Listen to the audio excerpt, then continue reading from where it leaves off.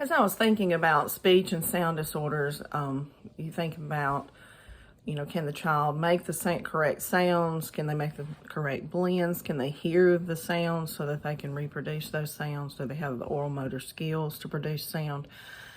One roadblock that I've thought about was back a long time ago when I was young and working at the rehabilitation hospital.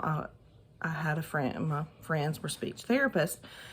And in my Sunday school class, I had a little boy who I had a lot of difficulty understanding.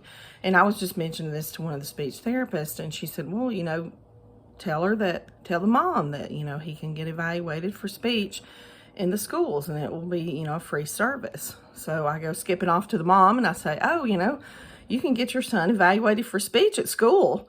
Well, she just looked at me horrified, what are you saying? You can't understand my son. And I was just kind of flabbergasted. One, I was young enough to not realize that parents didn't want you to criticize their children. And two was that there is a certain way you have to approach things.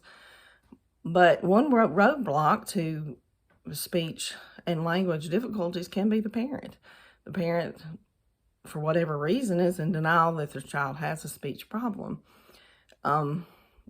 Fast forward several years later, I was actually speaking to the lady's father, and he had the same speech impediments. And so I thought, well, that's why she didn't hear it in her own son. She grew up with a father who, for whatever was the cause of their speech impediment, was hereditary, and she had heard it from her father all her life. So when her little boy is talking the same way, she doesn't recognize it as a speech impediment that could be corrected.